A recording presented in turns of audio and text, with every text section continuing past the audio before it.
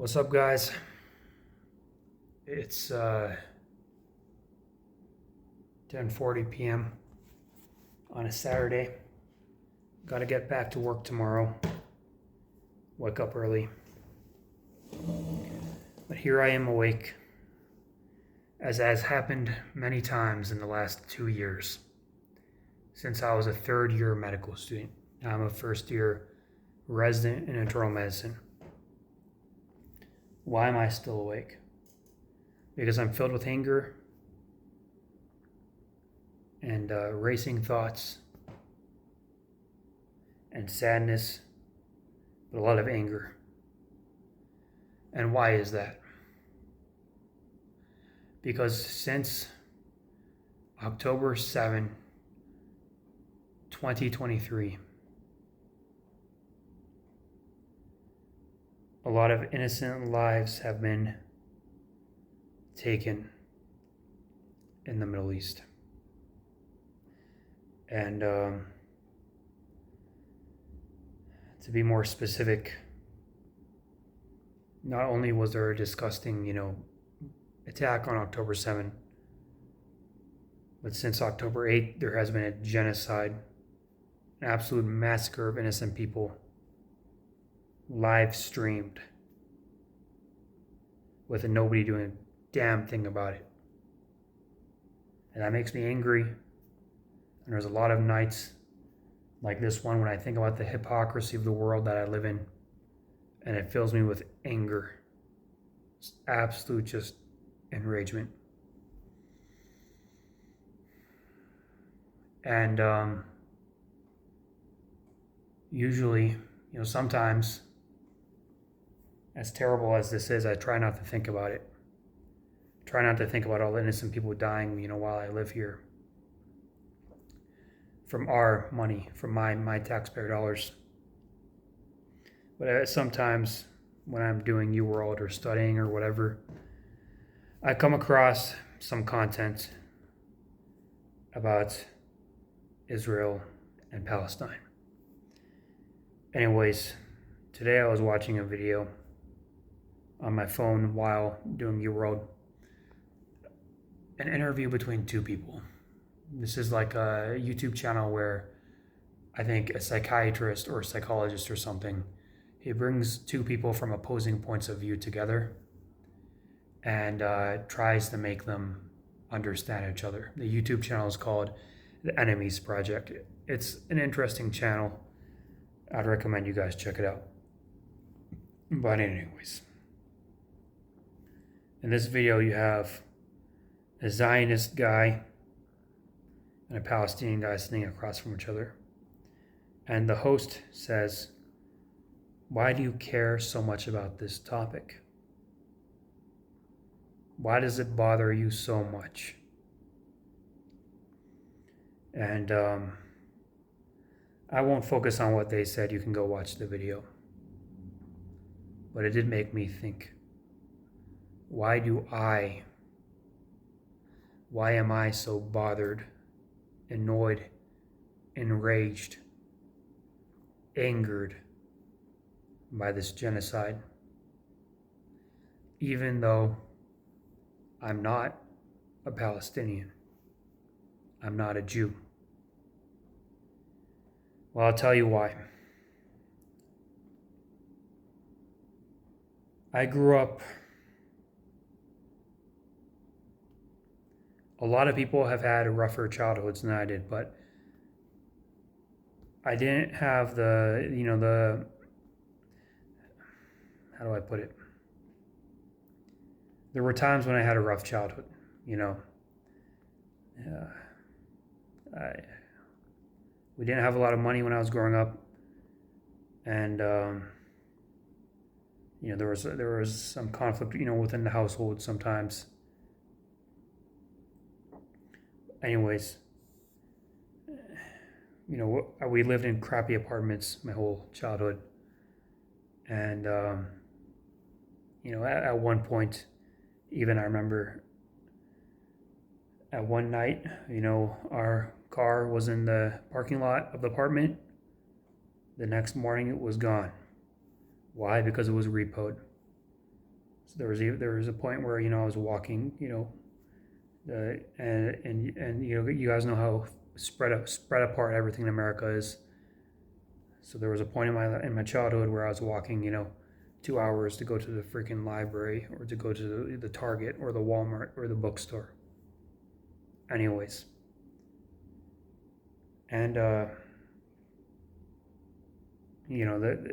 having that kind of childhood, a lot of people have had it way worse than I have. Don't get me wrong, but I think it made me a more empathetic person. Having experienced some, not as much as other people, but some hardship, some suffering in childhood, it made me a more empathetic person. Somebody who does not who sees other people as human beings and wants the best for them.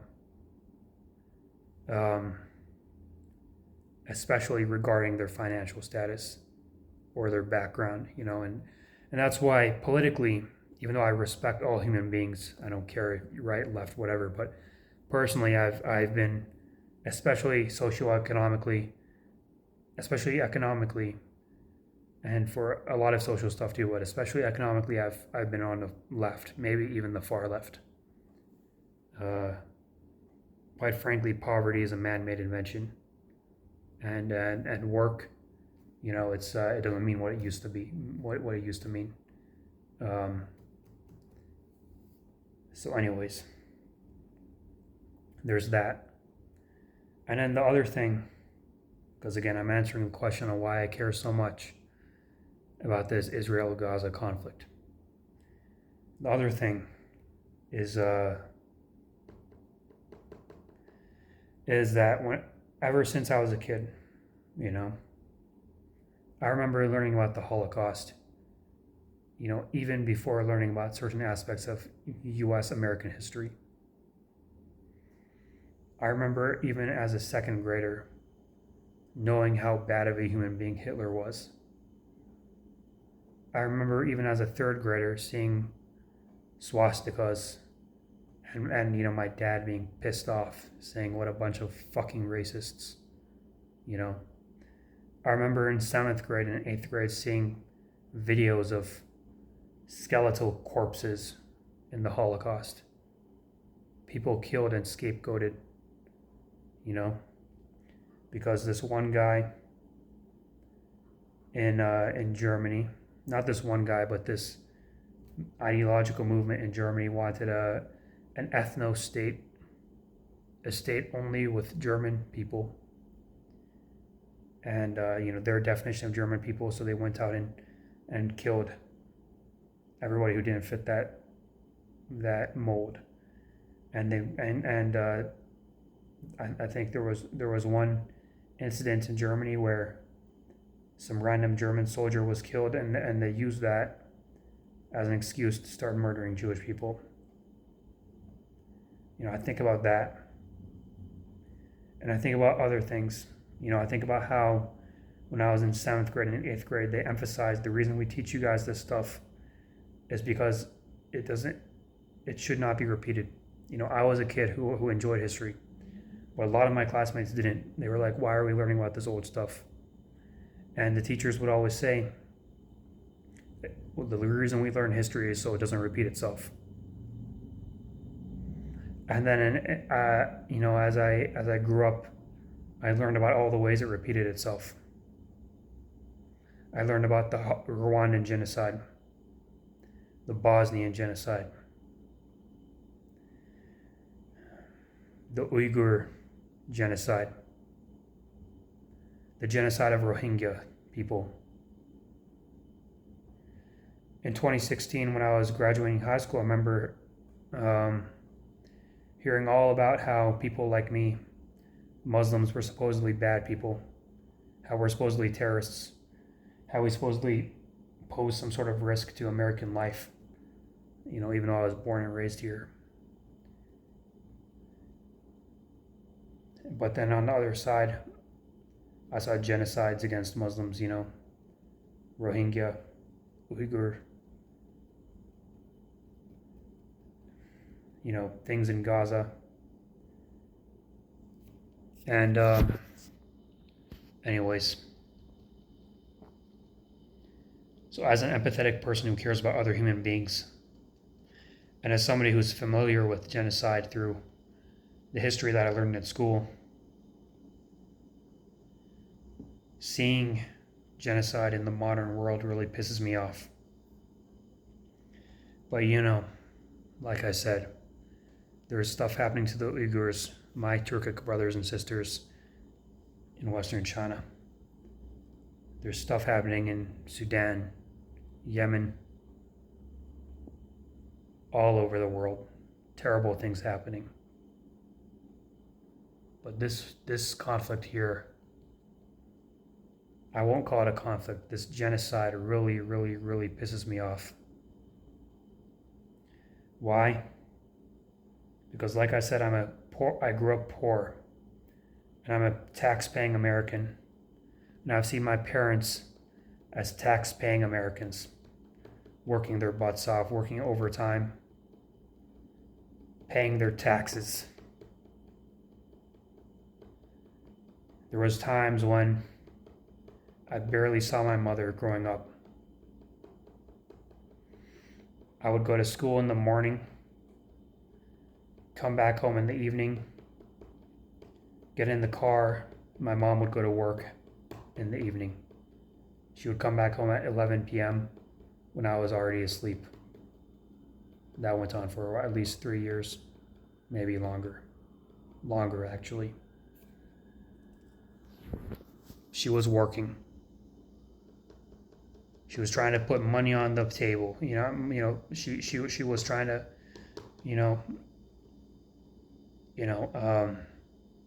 make money so we could live a good life. My father too. I saw what he did for us. He made a lot of sacrifices in his life for us.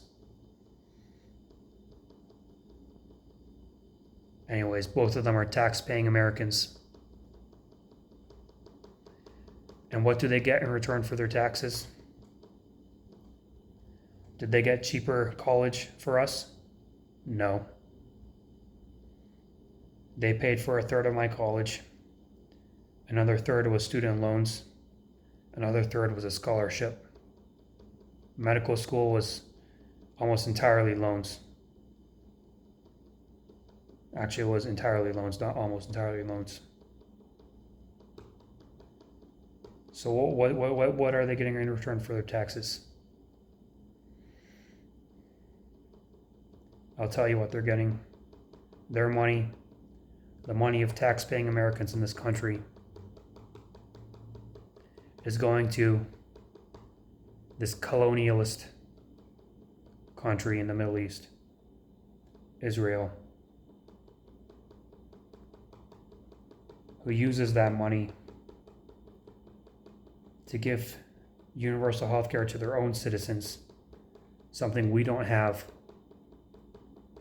to give free college to their citizens, something we as Americans, the richest country on earth, do not have.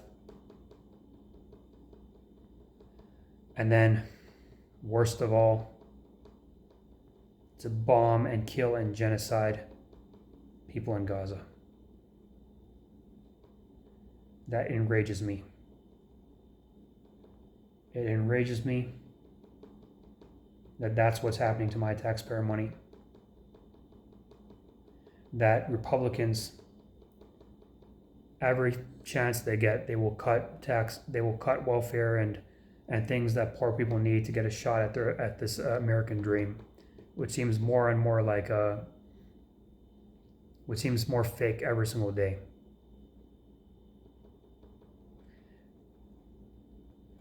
What did Donald Trump do in his first presidency? Put out a tax plan which briefly lowered taxes for everybody, but ended up really just giving huge tax cuts to rich people. What did he do in this residency? In that presidency, what else did he do? He tried to cut Medicare. He tried to get rid of Obamacare. Until one Republican finally grew a conscience. One Republican who was near his deathbed, John McCain, grew a conscience, went on the Senate floor and did this. Now, what's Donald Trump doing in his next presidency? He put out a tax plan, his so-called big beautiful bill, cut Medicaid for a bunch of people. Every single day, working in healthcare, I see people who have concerns about not being able to afford their medications. People who just live terrible, miserable lives by their own accord. I mean, not by their own accord, but by their own testimony, you know? In large part because it's so hard for people to make that American dream. The American dream is supposed to be that if you work hard, you can do whatever you want. But there's people who will work overtime 60 hours a week and still won't get food on the table for their children, for themselves, who still won't qualify for Medicaid but won't be able to afford their health insurance or dental insurance. Back when I was in medical school, I saw a patient in the otolaryngology clinic, 27-year-old guy, same age as me right now. He told me that there's a lesion in his mouth. I told him, didn't your dentist see this? After 25, I got off of my parents' health insurance. And I haven't had the insurance to go see a dentist. This is the America that we live in.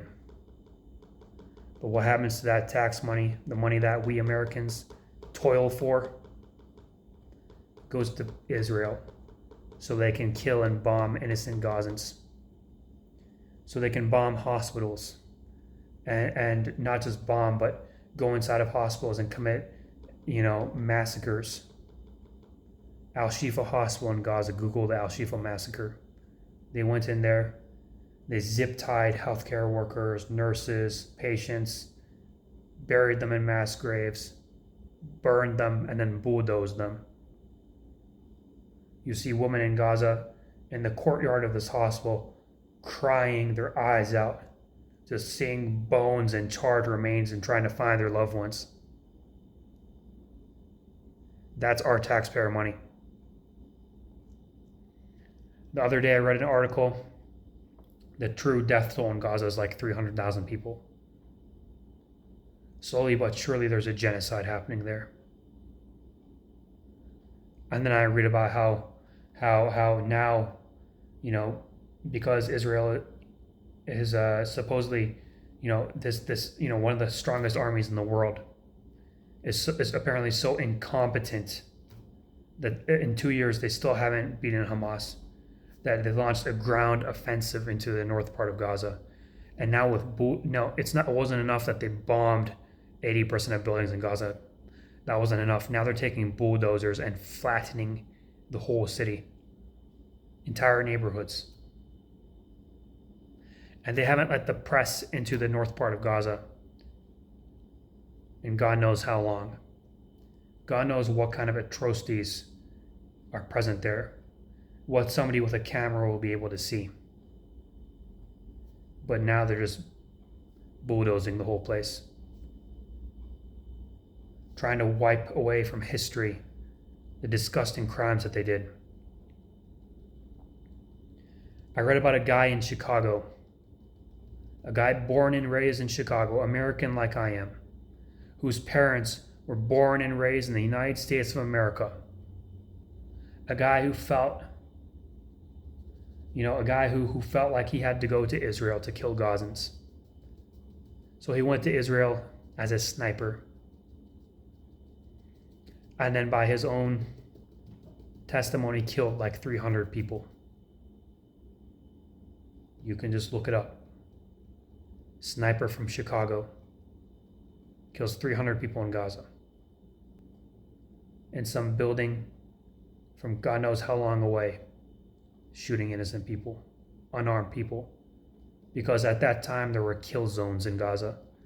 Places that people were warned not to go, and if they go, then they will be shot and killed.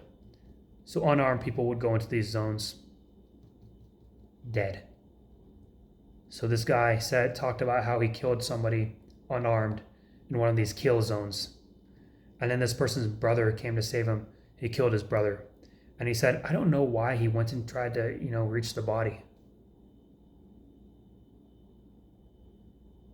These are the kind of people we're talking about. And then on LinkedIn, I saw a post by this guy's wife about how he was a hero. And you can see this picture of him in military clothes hugging his wife after returning home from, sitting in some building somewhere and sniping people, killing 300 people. May God judge him. May God judge him. So I see this stuff. Today I read about 59 people dead in Gaza. The day before, I think it was 48. The day before, it was like 24. I mean, these are countable deaths. There's probably more people dying from famine, starvation, God knows what. But these are just deaths caused by immediate, military from Israel. Are all these people Hamas? You've got to be kidding me. When 70% of the people dead are women and children, how in your right mind can you say that most of the dead people are Hamas? And by the way, not every single dead male, not everybody who looks like me, a young male, is some sort of soldier. Everybody's just trying to live this life, make the best of it. So God knows how many innocent people have been killed at this point. And people don't care, People care about our politicians. They just do whatever their lobbyists want them to do. Puppets. So that's why this conflict really, really, really enrages me. Now, just to be 100% clear, I've worked with Jewish people. I've had Jewish friends. I have Jewish friends. In medical school, I've worked with residents and medical students from Israel. I have no problem with Jewish people. Judaism as a faith is a beautiful faith, very similar to my own faith. I think Judaism is amazing. I think Jewish people are amazing. In fact, a lot of the people who are protesting against this disgusting genocide in Gaza are Jewish people. My brothers and sisters. My Jewish brothers and sisters. May God bless them. It has nothing to do with hatred for Jews, anti-Semitism, none of that.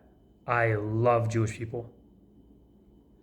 Some of my favorite commenters on this issue, Norm Finkelstein, Bernie Sanders, a physician, Gabor Mate. These are all Jewish people, good people. I have no problem with Jewish people. I have a problem with a colonialist, disgusting government which is trying to wipe out an entire race of people. And people who have been brainwashed by this disgusting government. Because something else I saw the other day, I spent a lot of time on Reddit. I saw people in outside of Gaza looking at, looting trucks of aid going into Gaza.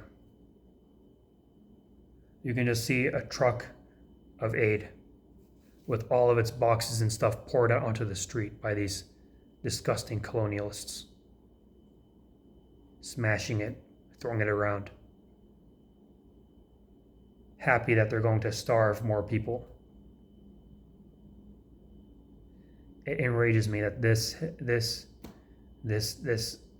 disgusting genocide is not only going on, but supported by my taxpayer dollars. The hypocrisy makes me angry.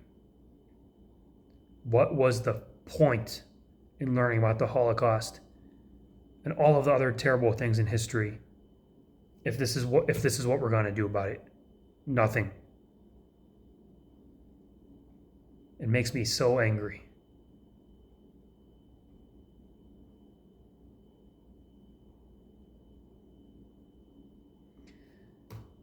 That's it.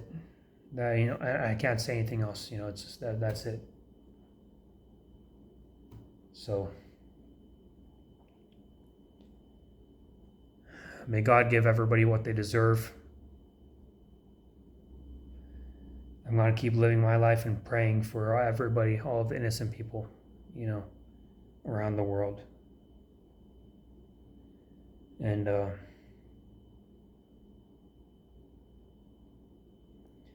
God willing, our politicians will stop being puppets to this disgusting government of Israel.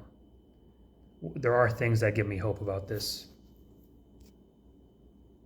In the shadow of all of this terrible death, there are things that give me hope. Seeing our Jewish brothers and sisters standing side by side with Muslims and just, people from all walks of life protesting together against this gives me a lot of hope for the future of humanity. Seeing people like Mom Donnie in New York City being elected makes me very happy. It shows that Americans are waking up to this. Basically, all Americans who, as time goes on,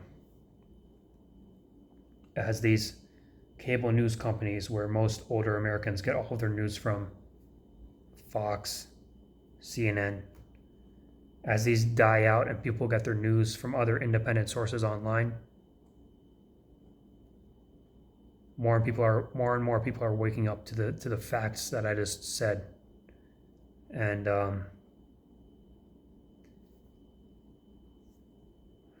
it might be too late, but one day I do know that this blind support for this colonialist regime will end.